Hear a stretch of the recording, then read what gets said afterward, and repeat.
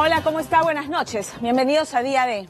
A ver, usted tiene que recordar este nombre. Orlando Almanza Huamán.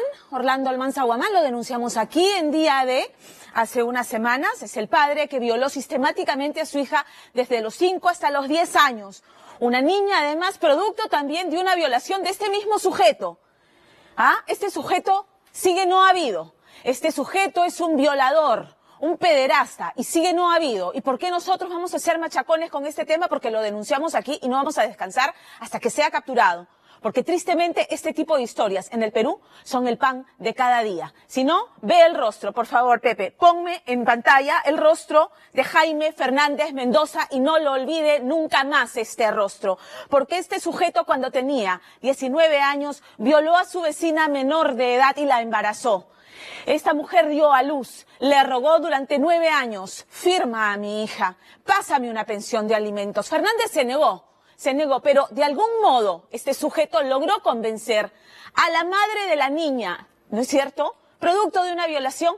Oye, ¿sabes qué? Tu hija va a estar mejor conmigo que contigo, yo la voy a mantener, entrégamela.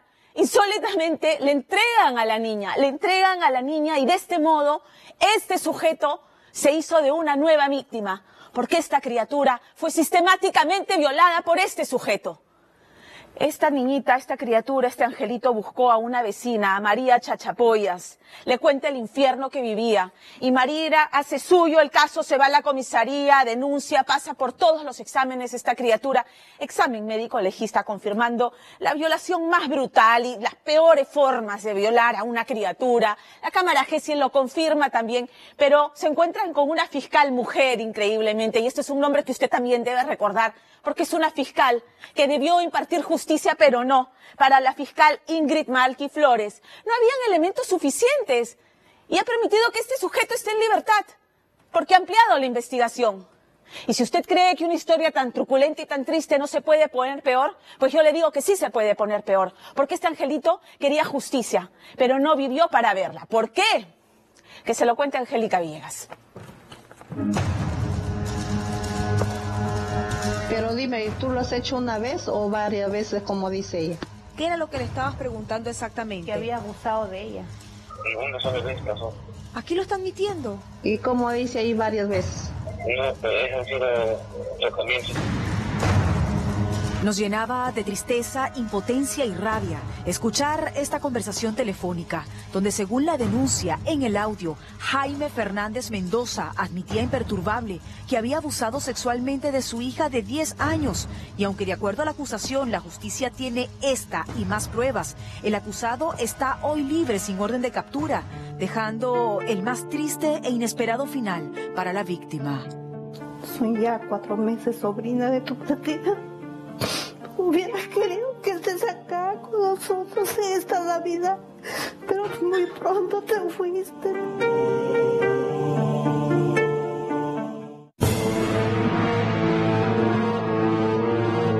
Hemos llegado a Pachacútec, un lugar que lejos de convertirse en zona de unión y armonía familiar, es considerado como uno de los rincones del país que registra la mayor cantidad de casos de abusos sexuales. Detrás de mí, una niña acusó a su padrastro de haber abusado sexualmente de ella. Lo asesinó y esta niña está a punto de ir a prisión. Pero si esto le asombra, esta niña es vecina de otra niña que vive de este lado derecho, a unas 5 cuadras hacia abajo.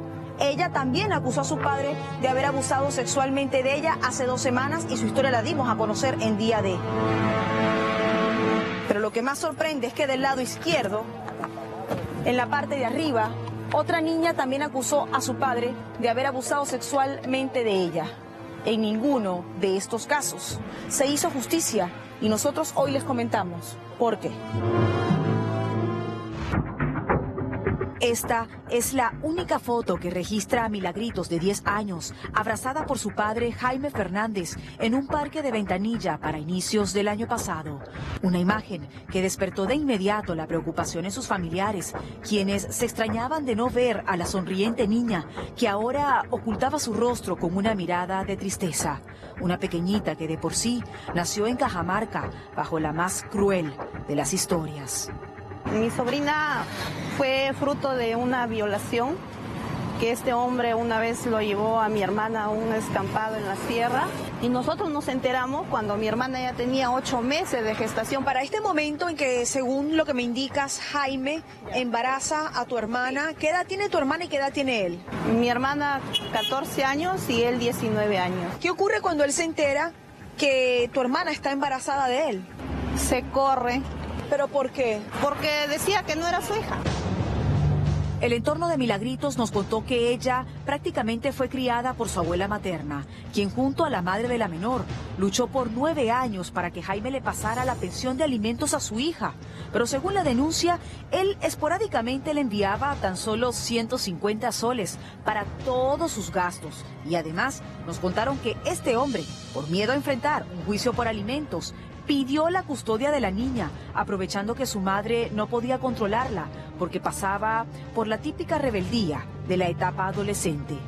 Y el señor le dice, pásame, dame a mi hija y yo voy a ver por ella, ¿no? Yo voy a ser el hombre más feliz porque va a estar conmigo, que yo soy su papá. Que Ahora, no sé. una pregunta, Violeta. ¿Tu hermana le creyó a este hombre de que de verdad él iba a ser un buen padre cuando Sí. nunca se había ocupado de la niña? Le ha creído. ¿Cómo tu hermana le entrega a la niña a este hombre cuando hay el antecedente de que este hombre es un violador? Exacto, mi hermana pensaba que era un buen padre porque un padre es padre, pues, ¿no es cierto? Uno no se imagina de que le puede hacer algo a esa niña. Es precisamente a comienzos del año pasado cuando finalmente la madre de esta niña de 11 años le da el permiso a su padre, a Jaime Fernández, de que pueda vivir con ella. Y él la trae a vivir a esta casa verde, donde también vivía la niña con su madrastra y con sus hermanos. ¿Cómo veías tú a esta niña cuando vivía precisamente con su papá? Ella paraba triste, llorando. Poco a poco lo vi más descuidada, su ropa muy sucita, despeinada. Me daba pena, ¿no?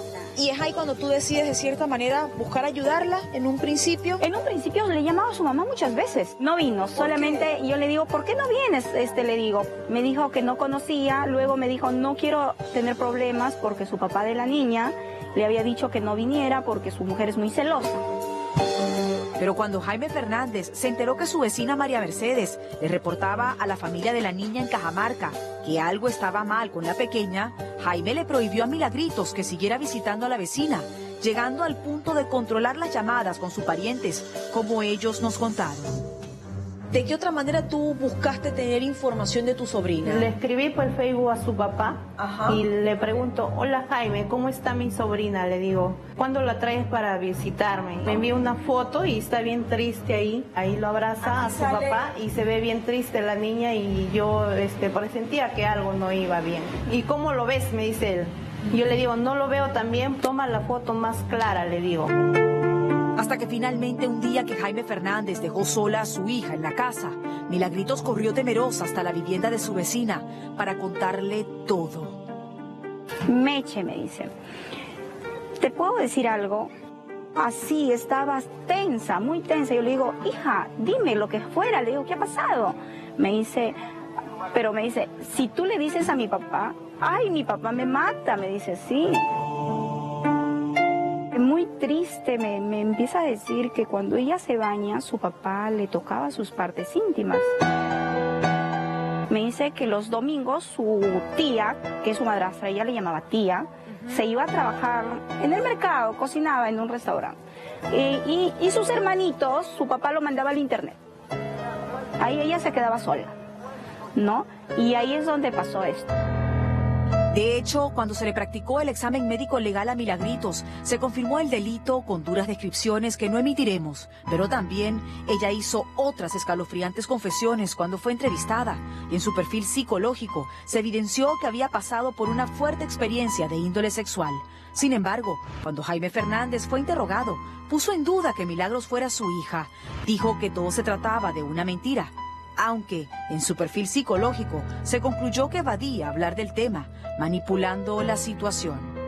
Después que la menor denuncia haber sido víctima de abuso sexual por parte de su padre, su tía materna asume su custodia mientras su madre llega de Cajamarca y la niña vive en este cuarto de la casa de su tía por medio año. Aquí ella dormía con una de sus primitas, exactamente en esta cama que estamos viendo acá.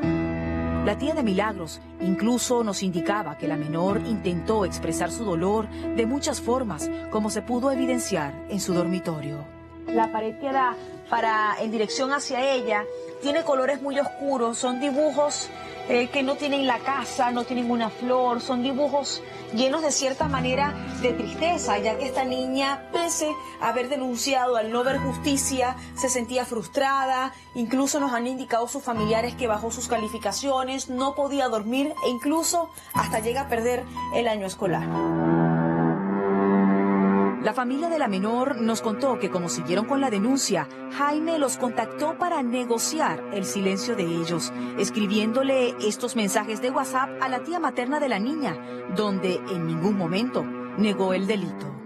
Violeta, tengo que hablar contigo y darle una solución a este caso que me tiene atormentado. Si él no tiene nada que ver, debió decírtelo acá, ¿no? Claro, ya no podía más con su conciencia y quería conversar con nosotros para llegar a algún acuerdo. Porque coloca, está en riesgo mi libertad y mis hijos se quedarán sin padre. Sí. O sea, él estaba consciente de la gravedad del delito. Sí, de lo que había hecho. Incluso en estos mensajes, Jaime Fernández confiesa haber mentido cuando declaró ante la policía por sugerencia de su abogado Zain Robledo García. El abogado dice que diga que ella lo dijo por rabia. Él me dice que yo le diga a mi sobrina que hable así, que él no ha sido, que es en la sierra, que le agarraron unas personas desconocidas que él no conoce. Y al ver que la tía materna de la niña se negaba a negociar un delito tan grave, este hombre la llama reconfirmando haber abusado sexualmente de su propia hija. Pero dime, ¿tú lo has hecho una vez o varias veces, como dice ella? Una sola vez pasó. ¿Y como dice ahí varias veces? Pero es decir, al comienzo, ¿sabes? Que no tiene de que está viendo su viviente y esas cosas de esa vez. Me da indignación escuchar este audio porque este hombre te lo está admitiendo como si fuera cualquier cosa. Así es, señorita, así es. Y te dice no una vez, no varias veces, como si fuera algo tan Y ligero. ese video, ese audio lo tiene la fiscalía y no hace nada. Llama la atención que la fiscalía decide ampliar la investigación. Miren esto, porque las diligencias preliminares realizadas no eran suficientes para emitir un pronunciamiento objetivo. Vamos a buscar el nombre de la fiscal por acá. A ver, vamos a acercarlo por acá. Fiscal provincial, Primera Fiscalía Provincial Penal Corporativa de Ventanilla, Ingrid Judith Malqui Flores. Es la fiscal Que está llevando su caso. que lleva el caso, Sí. que recibió las pruebas Sí, y que ha dejado suelto a este hombre. ha dejado suelto. Desde ese momento, Jaime Fernández Mendoza se fue de la casa donde vivía en Pachacútec y hasta el día de hoy no hay una orden de captura para él. Una impunidad tan descarada que comenzó a afectar a la pequeña Milagros, ocurriendo algo inesperado. Y la veo que su vista estaba media desviada y mi hermana lo lleva al doctor. Hacen esta placa donde diciendo de que tiene un tumor cerebral y que ya no podían hacer nada. Cada día se iba empeorando su salud, ya no podía comer sola, ya se murió un brazo, de ahí el otro brazo, de ahí sus piernas. Y ya último lo teníamos con pañal. Sin duda, escuchábamos una de las historias más tristes que nos ha tocado contar. Milagritos se fue apagando prontamente y murió hace 4 meses esperando justicia. Esa misma justicia que tampoco vio su otra vecina de 14 años, quien denunció a su padrastro César Almeida de acosarla en venganza a que la madre de ella se había separado de él. Le digo, hijita, ¿qué pasaba?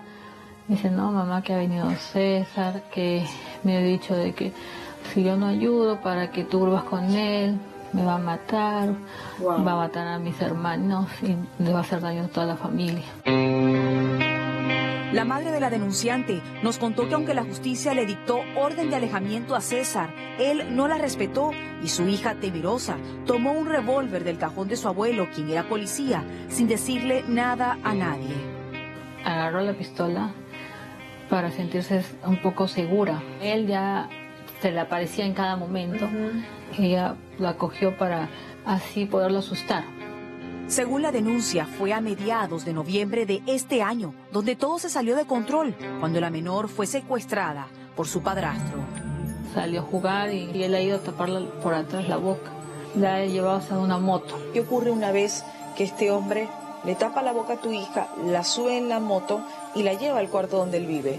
Bueno, él empezó a sacarse la ropa y encima la ha golpeado porque tenía golpes en las piernas.